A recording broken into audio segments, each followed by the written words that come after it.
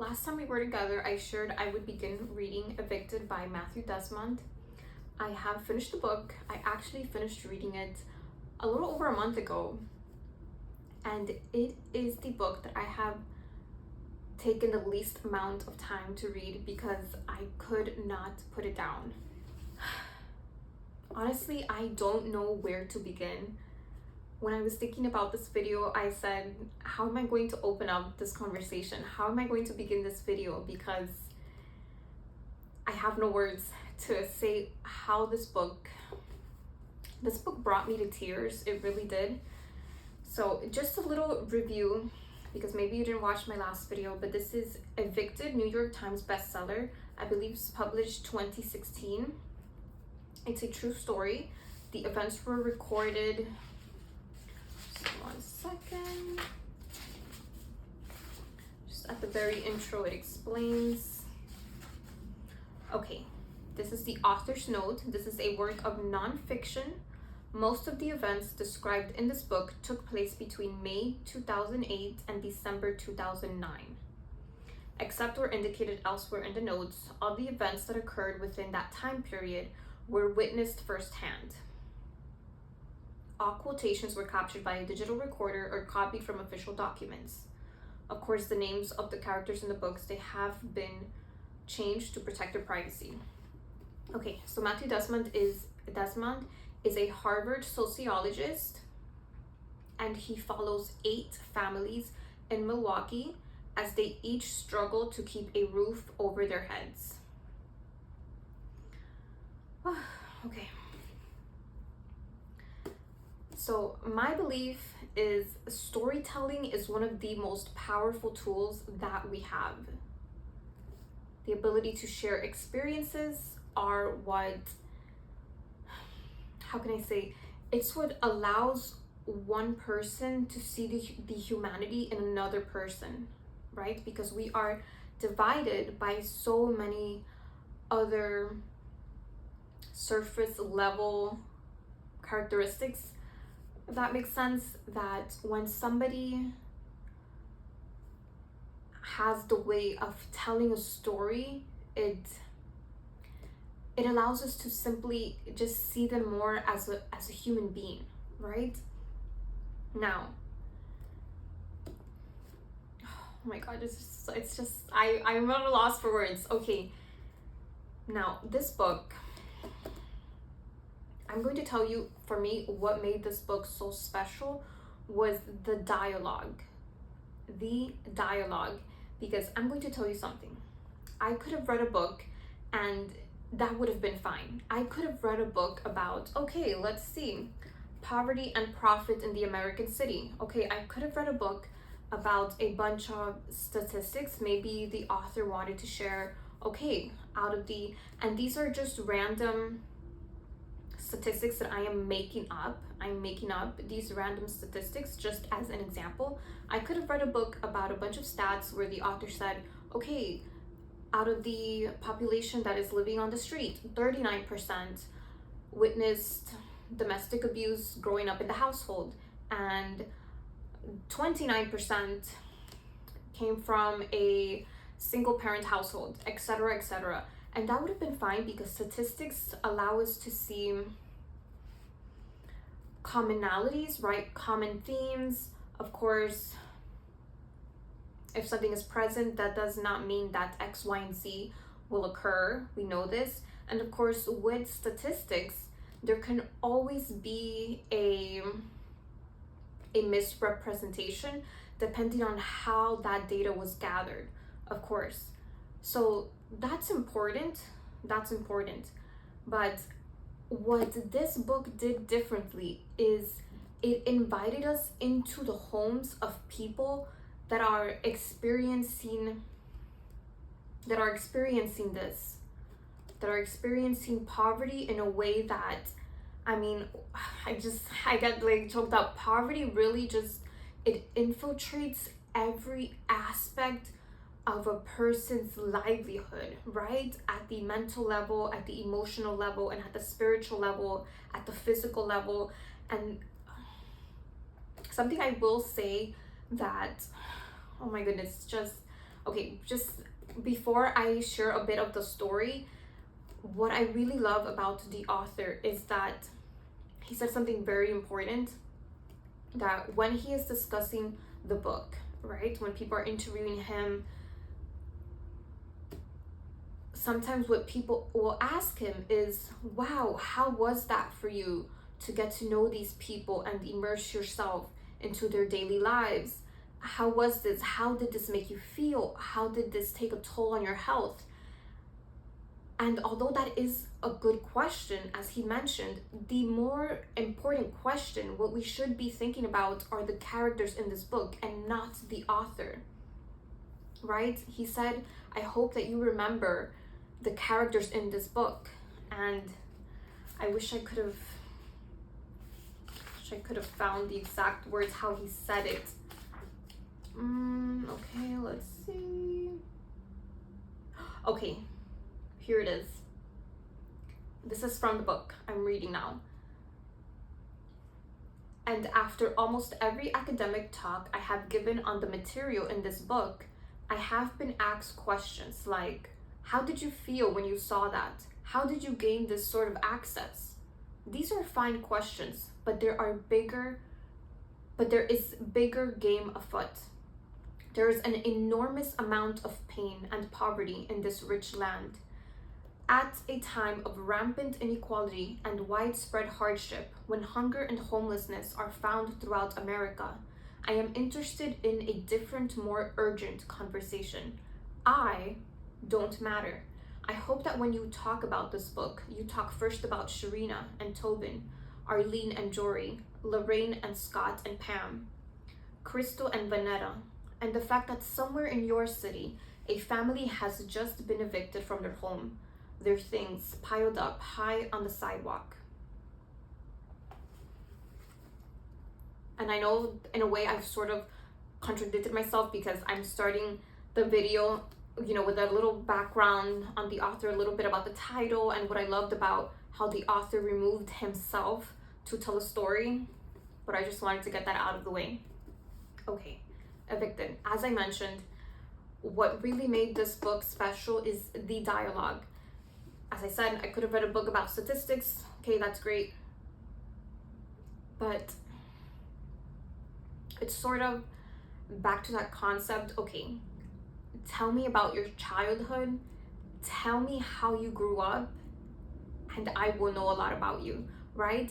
I want to know, okay, what are the conversations that are being had in these households? What is the environment that is shaping these people from the moment that they are very little kids, little children, right? Because we know children are like sponges. They absorb their environment. And so I want to know, okay, what are the conversations that are being had? What is the environment like? What is the day to day? What are you facing when you wake up in the morning? How are you going to sleep at night? What are the belief systems that you grew up with, right? So that's what made this book really special. Insane. Okay, so I wanted to, oh, by the way, the very first page, I was already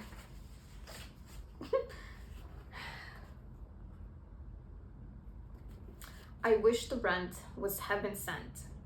Langston Hughes. I've never been able to say his name. Oh my goodness, this is the same famous poet from A Dream Deferred. What happens to a dream deferred? Was it, oh my gosh, what is it? I'm forgetting. Okay, a dream deferred. Does it sag like a heavy load? Or does it burn like in the sun? Oh my goodness, I'm just forgetting. Okay. Or I think it's Dreams Deferred. Montage of a Dream Deferred by Langston Hughes, I believe is how you pronounce his name. What happens to a dream deferred? Does it dry up like a raisin in the sun, or fester like a sore and then run? Does it stink like rotten meat, or crust and sugar over like a syrupy sweet? Maybe it just sags like a heavy load. or does it explode?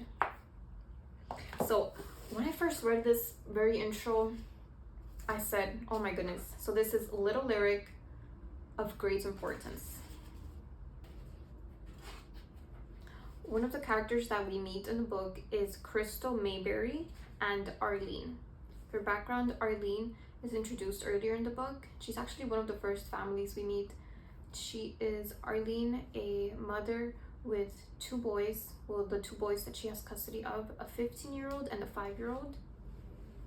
And here she's facing eviction. This is chapter 12, Disposable Ties, where she meets Crystal. It was the day before Arlene had to be out, and she still hadn't received her welfare check. The family's caseworker at Wraparound had given the boys Christmas gifts. Arlene and their fathers did not. The boys didn't receive anything from their uncles or aunties either, not that they expected to. Arlene's 3 brothers and 1 sister had their own kids to worry about. One brother received Social Security income, another sold drugs and helped landlords repair properties. The other was out of work. Arlene's sister was trying to raise 3 kids on what she made as a school bus monitor.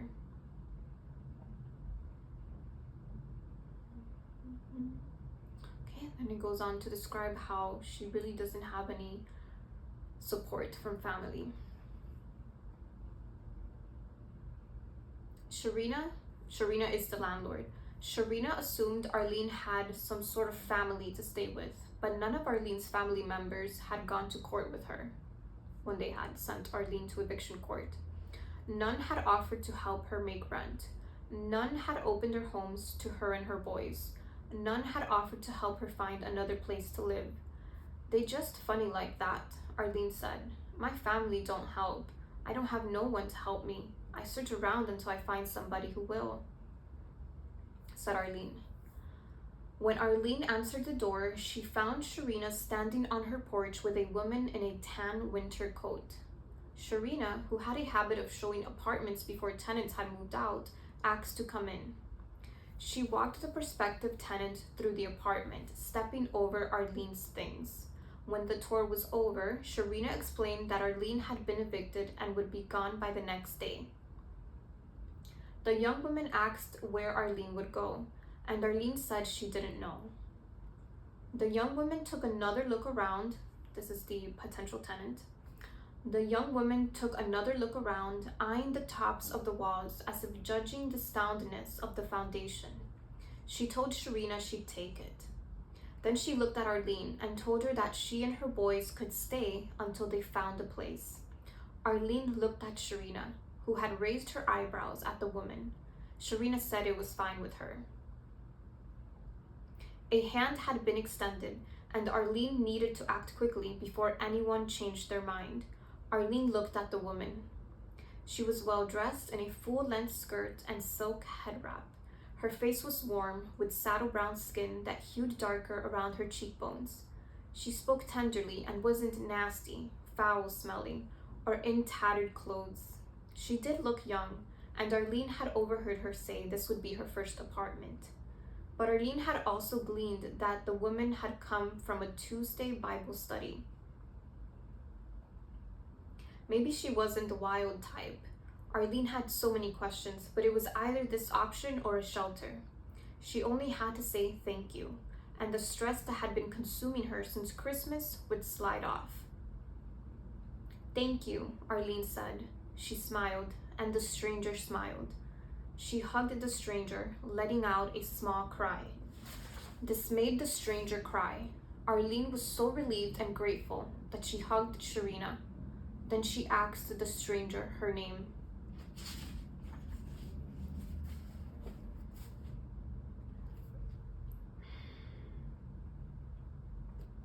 So Arlene's in her home.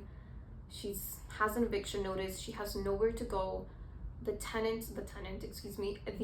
landlord, Sharina, walks in with a potential tenant, shows her the place, just steps over all of her things. She's just there. The woman's looking at the apartment, and she takes to heart. She says, wow, there's this woman. Well, where is she going to go? And she says she doesn't know where she's going to go, and she says, well, she can stay with me. Meanwhile, she finds a place. The landlord says, raises her eyebrows and says, that's fine with me. So the two women decide to live together along with the two boys of Arlene. She hugs her, even cries. The stranger cries, and she asks her for her name. Crystal Mayberry moved into 13th Street with only 3 garbage bags of clothing. No furniture, television, mattress, or microwave. Arlene didn't have much, but she had these things and suspected this was why Crystal had allowed her and the boys to stay. Arlene moved Jory and Jafaris into her bedroom, the children.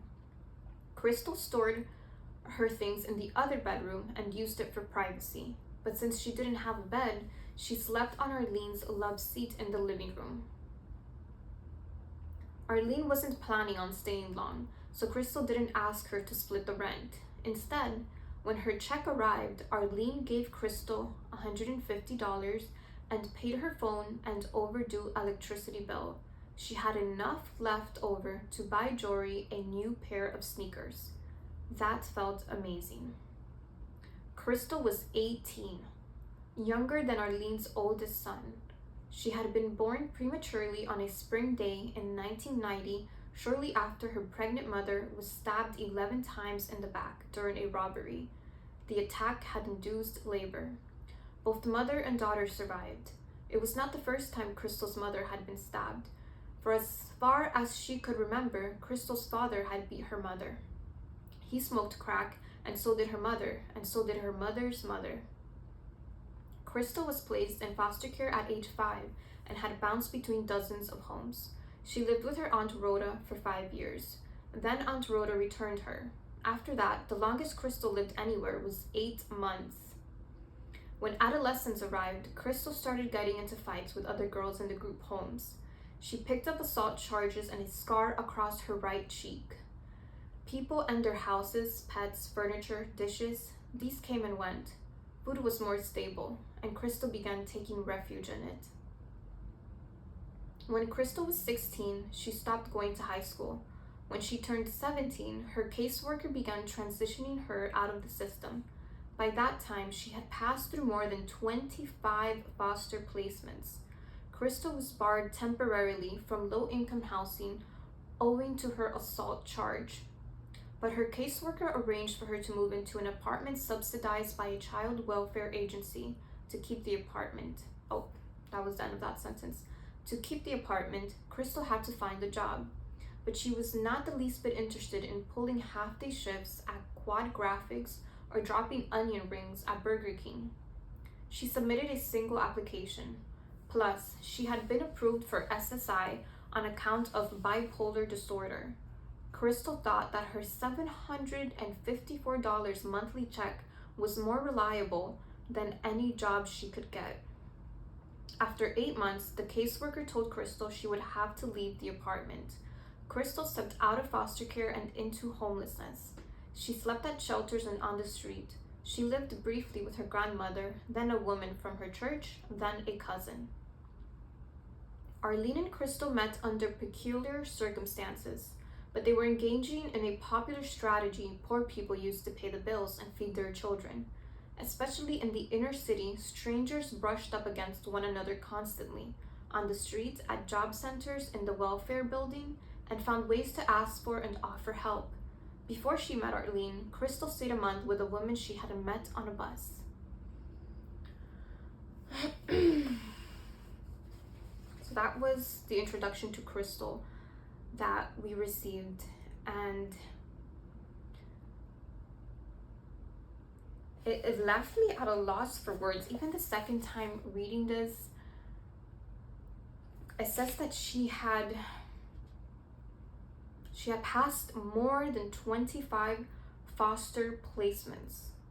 So this is, she's still a teenager, 18. This is a young teenage woman that has never known any stability in her life. She has known no stability in her life. And already she has an assault charge, no education at all, and it said she has bipolar disorder and had been approved for SSI. The $700.54 monthly check. So what I found myself doing a lot, because the events, as mentioned, they were in 2008, 2009, and it's based in Milwaukee. I found myself, because the book is very descriptive about the finances and even the locations, what I found myself doing was going back, doing a quick simple search and seeing the value of the dollar that it was back then. This is 20 years ago, 20 or so years ago. And I looked at, the median rent in the area of Milwaukee, and just left me pretty stunned, because the author mentions a lot of the locations, and I even would search even the locations, the streets, the buildings, like when he would mention a specific building. And many times when I would search these places, the first item that would show up on the Google search would be, oh, shooting, a stabbing, a robbery. And so you can see the crime rate is still to this day very high. And of course, rent increases always change with inflation, but it's mind-blowing, right? Okay, so this is very important. So I like that many times the author brings in, well, let's read. Okay, so Crystal stayed a month with a woman she had met on a bus. Okay, in the 1960s and 1970s, destitute families often relied on extended kin networks to get by. Poor Black families were immersed in a domestic web of a large number of kin and friends whom they could count on, wrote the anthropologist Carol Stack in All Our Kin. Those entwined in such a web swapped goods and services on a daily basis. This did little to lift families out of poverty, but it was enough to keep them afloat. But large-scale social transformations, the crack epidemic, the rise of the Black middle class, and the prison boom among them had frayed the family safety net in poor communities. So had state policies like aid to families with dependent children that sought to limit kin dependence by giving mothers who lived alone or with unrelated roommates a larger stipend than those who lived with relatives. The family was no longer a reliable source of support for poor people.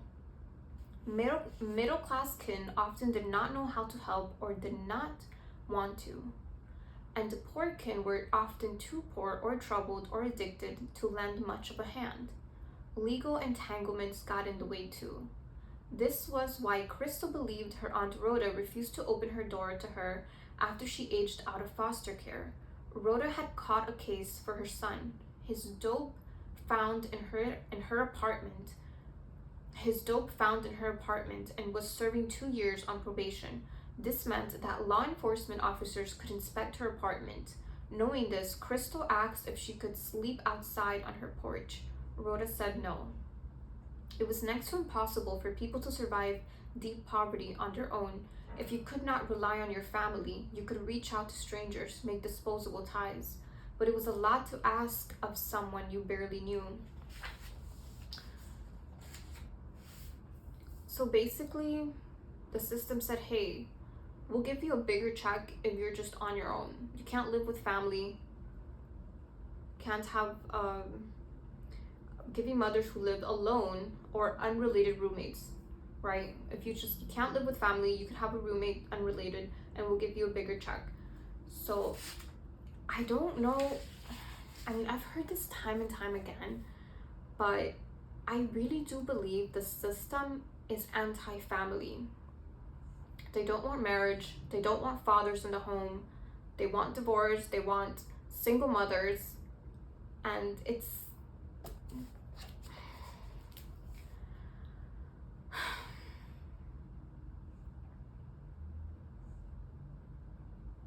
okay. So afterwards, now Arlene is looking for rent and the newspaper read book. She's skipping all of the listings that say background check. Arlene has to leave the apartment.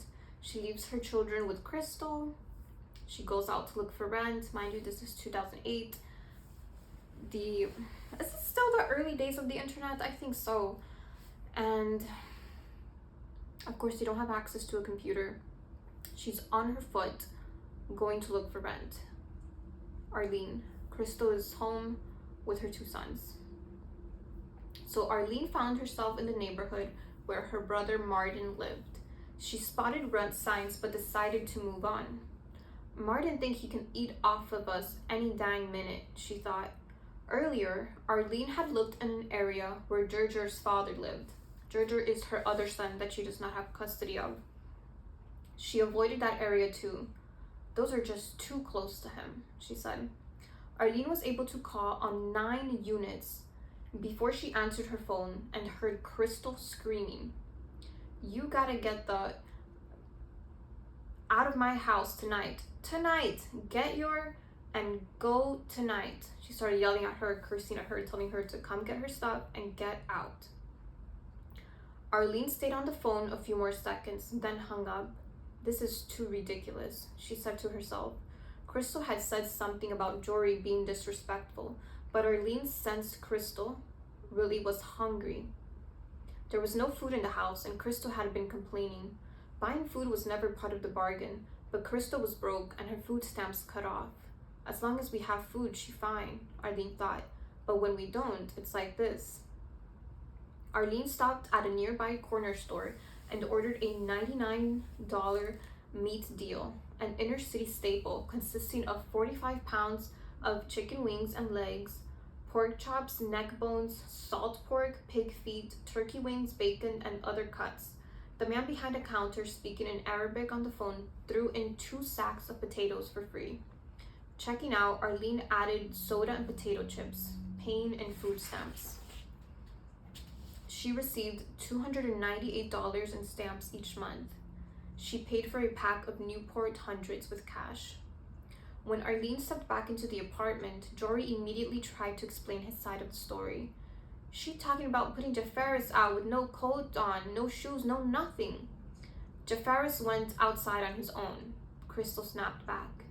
But Jory like, "I'm gonna punch you in your, I'm gonna do this, I'm gonna do that." And she started cursing at her and telling her what her son was telling her. Arlene listened silently, as a mother does when she comes upon fighting children.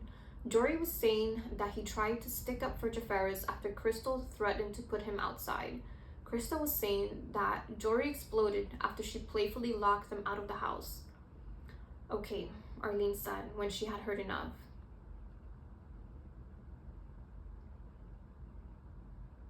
"You ain't gonna do nothing to her," she told Jory. Then she turned to Crystal.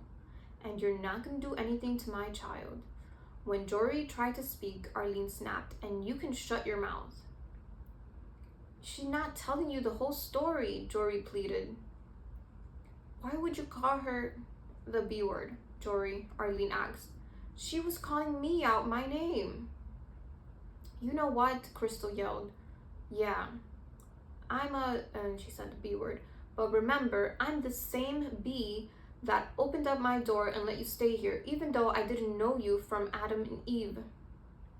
I was the same B that let you in. The landlord didn't care. She don't have to care." "I don't know why you're saying all this, because I know that," Arlene responded, her voice assertive and clear. She sent Jory out for the groceries. Crystal waved her phone in the air. "Whatever my mom says I should do, I'm gonna do, because that's too much disrespect. Too much." Crystal was putting Arlene's fate in the hands of her spiritual mom, an older woman she met at a group home. She dialed the number, pressed the phone to her ear, and kept talking to Arlene. "If he just called me 1B, that would have been fine. I'd have just chopped it off, but to be called a B for an hour straight?" No one picked up. Crystal redialed. Arlene walked to her room and began venting to the ceiling. "She always complaining there ain't no food, but it ain't my responsibility to feed nobody but my kids. Nobody." "I didn't ask you to buy for me," Crystal yelled back. because please believe it, please, because I'm gonna have whatever I need, whatever I have to do, whether I have to sell some ASS. Crystal Sherud Sherrod Mayberry is gonna get whatever she needs, whatever. So they're both losing it, and now we're getting to know Crystal. We see that Crystal is a woman of faith, and Arlene looked at her boys. "I'm sick of y'all," she yelled. "If I knew I'd be having to go through this, I would have left. What am I doing? I clean up. I just went and bought food for this house. What am I doing so wrong?" And Arlene is losing it, understandably. Crystal dialed again. Still no answer. Now it was her turn to talk to the ceiling. She began praying out loud. So Crystal's looking up at the ceiling, praying out loud. She's saying, "God, I need an answer right now. God, please. I need to hear something from my mama, my bishop. God, I promise you, I wish you wouldn't have left me learn to love the way I love. I wish I would have been bitter for all the terrible things that happened in my life. Whoa, Lord." It's the dialogue. I'm telling you, that's the dialogue that, so much dialogue in this book that you can see people's heart. You can sense the emotion. I'm someone who has always loved reading, and I love to read dialogue. Mind you, many of the words, as you saw, I skipped over because they're curse words, and some of the words, this is light. This is what I'm able to read out loud, because there's other dialogues in this book that it was so heavy for me that I could not utter the words, because I do believe that, like the word says, death and life is in our tongues. And so even just reading a book, I would never speak some of the words that are in this book, some of the dialogue, because it's so heavy. I really do recommend this read, and lots of it was just read in my mind because, as I said, I cannot utter the words. It's very heavy, and it changes like the atmosphere and how you feel. It's truly heartbreaking. But here's this woman, she's losing it, and the mom is there saying, "My goodness, I just bought food with my food stamps for this lady. I'm not supposed to be feeding anybody but my kids, and now she's threatening to kick us out. Oh my goodness." And now this woman's there. Okay, Crystal began singing a hymn. She walked around the apartment, humming and breathing in through her nose. Occasionally, she would pause and close her eyes. She was calming herself down. Arlene looked at Jory. She's looking at her son. "You disrespecting, and she tell us you gotta go. Where is we going?" Jory started. "I said, where is we going?" Right? Mother's asking the son, "Where are we gonna go? You disrespected her. Now look." Right? Jory went quiet and began to cry. Arlene had spent down her check and didn't know where she would take her boys if Crystal tossed them out. She looked at Jafaris, her other son, who during the fight had distracted himself by drawing in a notebook. The boy was drawing two monsters in hats and shoes, one big, the other small. "You know what?" Crystal finally said. Her eyes were brimming with tears, and she was not yelling, but purring in a new voice, hushed and soothing. So after this woman was yelling, losing it, now her voice now is soft and soothing, right? Speak about a change in mood and personality, as mentioned her condition. "Let me say something. Ooh, God, I wish you'd have never gave me the spirit of love. My feelings are hurt for both of y'all. But I can't put y'all out, because like I told you, I am filled with the Holy Ghost, and the Holy Ghost telling me not to make y'all leave." "Filled with the Holy Ghost, but does more cussing than a little bit," Arlene mumbled under her breath. To Arlene, it wasn't the Holy Ghost, but the meat cuts and potato chips and the love seat that had delivered the message. In the heat of the fight, she had made sure to tell Crystal, "I'm not leaving without taking my stuff out of here." Jory sat on the mattress in his bedroom. He felt dejected, and Arlene knew it. Later on, after things were resolved, Arlene sat down next to Jory and tried to explain herself. "What kind of parent am I to just listen to her and not listen to you?" she said softly. "But this is what comes when you lose your house. This is what comes." And she's on the mattress with her son, telling him, "Of course I want to listen to you. What kind of mother doesn't want to listen to her children? But this is what happens when you're about to lose your house." And then we go on to other stories, other families. The book is remarkable. I won't touch obviously on all the families, but we see a theme of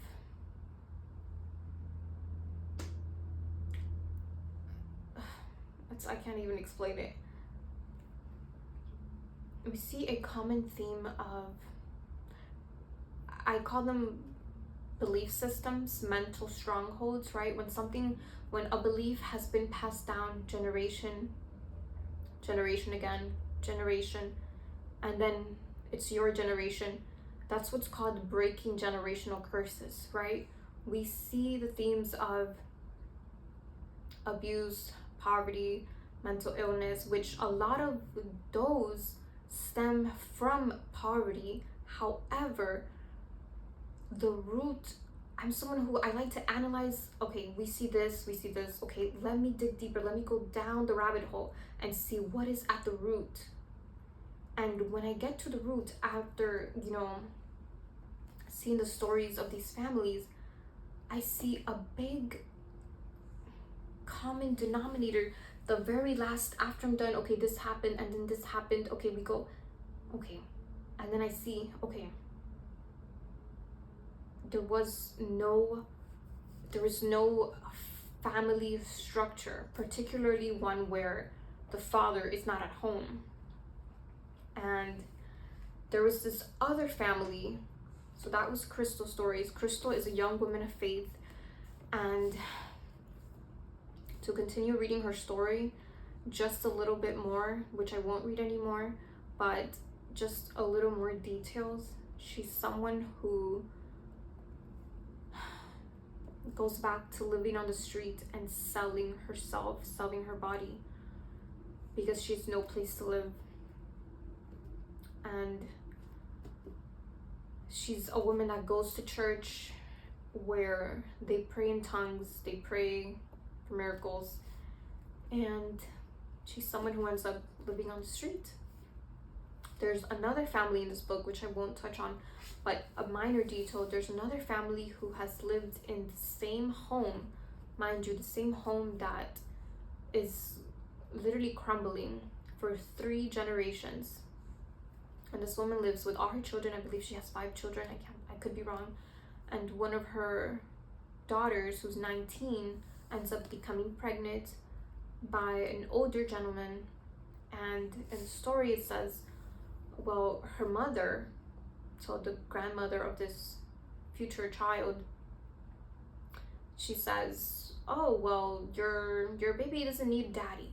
Like, we don't need men. We don't need men." Like, and of course that stems from her terrible experiences with men. And so we see that power of the belief systems being passed down.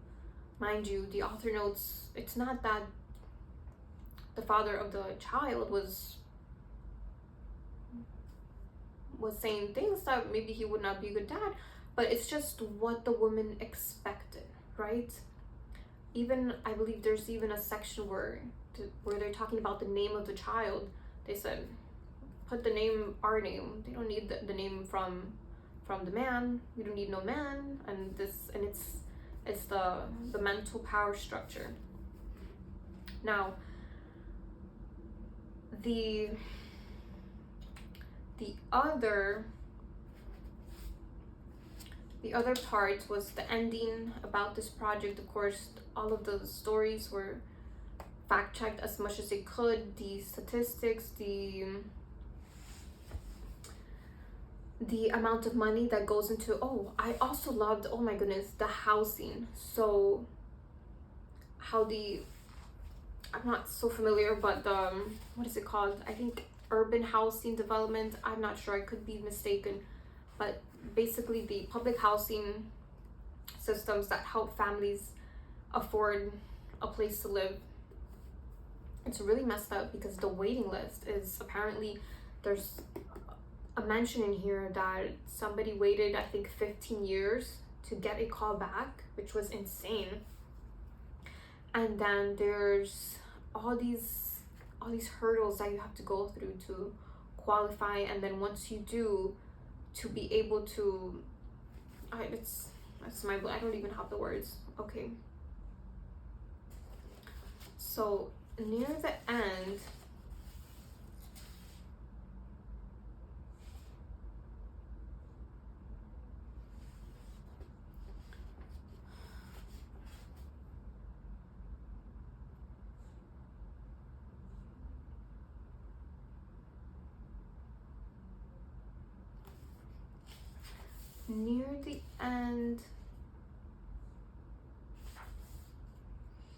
oh my god, I lost the words. Near the end, the author argues that